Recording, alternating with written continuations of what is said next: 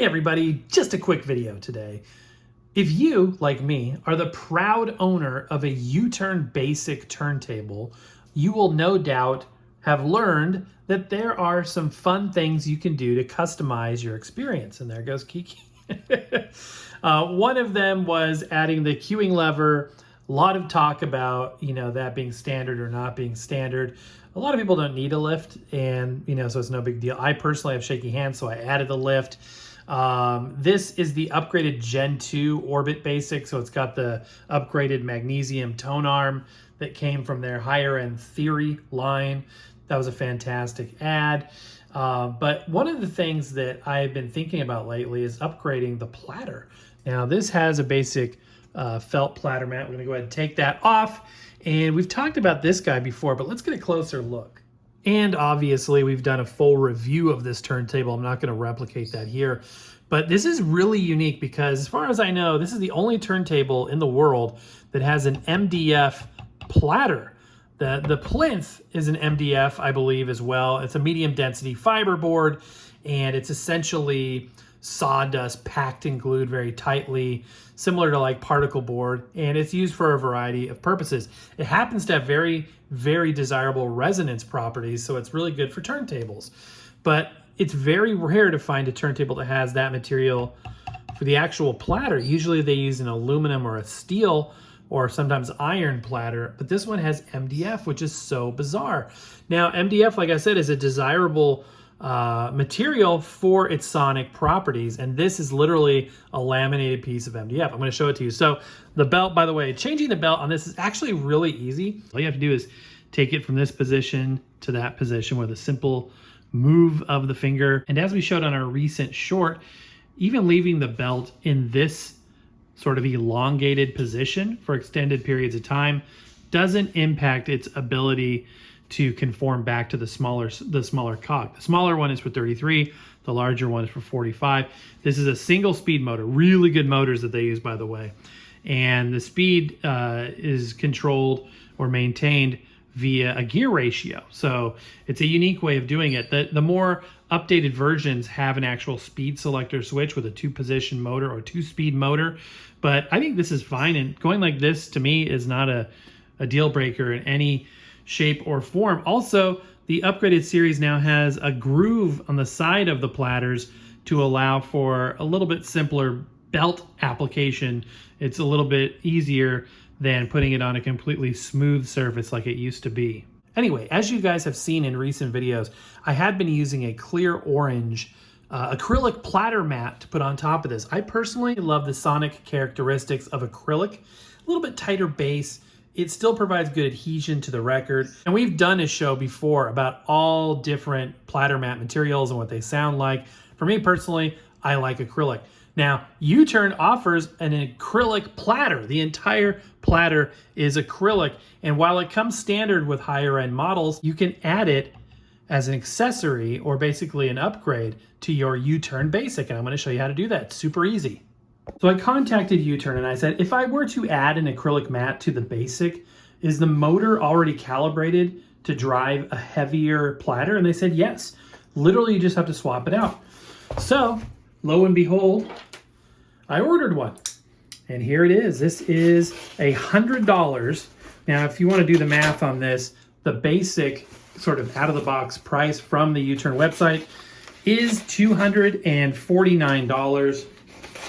And if you were to add 100 to it, that would take the price of investment on the device to $350. The lowest price device turntable they have that has one of these out of the gate is $50 more than that, $400. So it is cost effective to do it this way.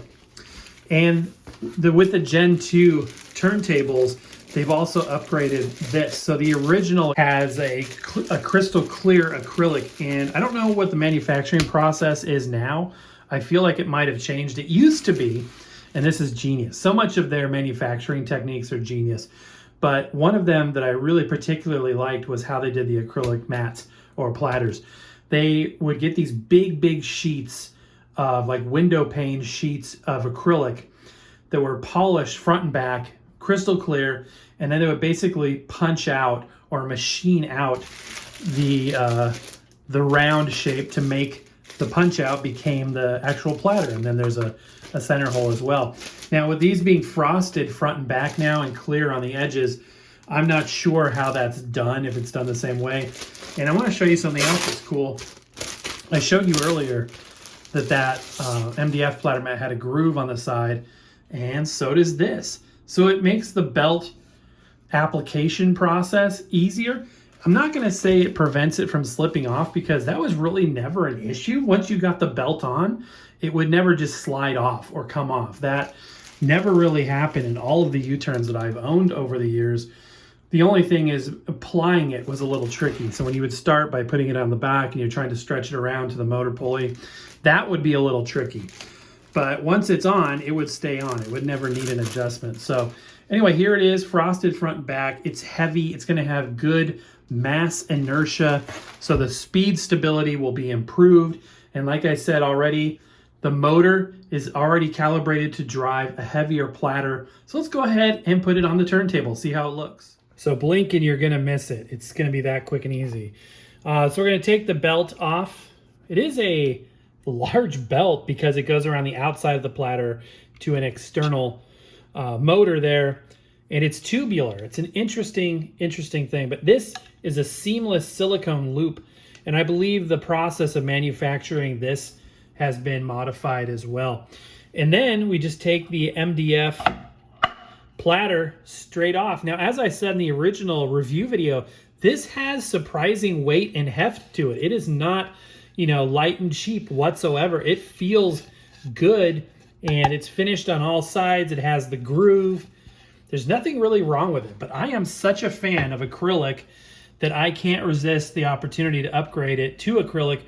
By the way, here's another look at that famous inverted bearing that'll just go and go and go. It's a fantastic turntable. Anyway, go ahead and put this on, and it's on. That's all there is to it. The belt, okay, it's not all there is to it. That's almost all there is to it. So I'm gonna put the belt on. This was the trickiest part. This is why there's a groove. But now with the groove, it's super easy to put the belt on. That's all there literally is to it. And I can flip the switch, comes to life, and it's spinning. And it doesn't look like it's spinning because that bearing is so good. Let's take a look at the non-existent platter wobble. Okay, even though it doesn't look like it, that is in motion, my friends. There's no platter wobble whatsoever. If there is any, it is so extremely minimal. That's just amazing. I love this thing. And it just looks cool. I think it looks fantastic. It grabs the light really nicely.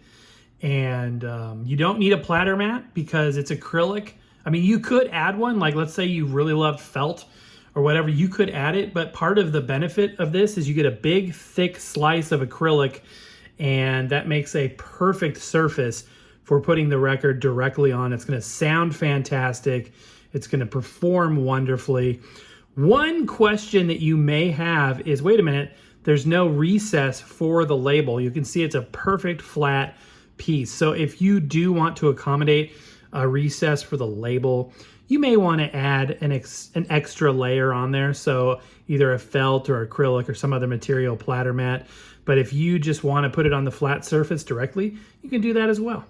Okay, one more thing. I'm discovering this for the first time, never having had the frosted platter before, but check this out.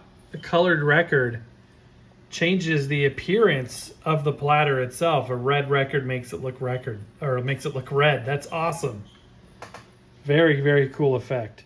Okay, upgrade complete, guys. I told you it was a quick and simple video. I will put a link in the description below for where you can get this platter if you are interested. But that is going to do it for today. Happy record hunting, and we'll see you next time.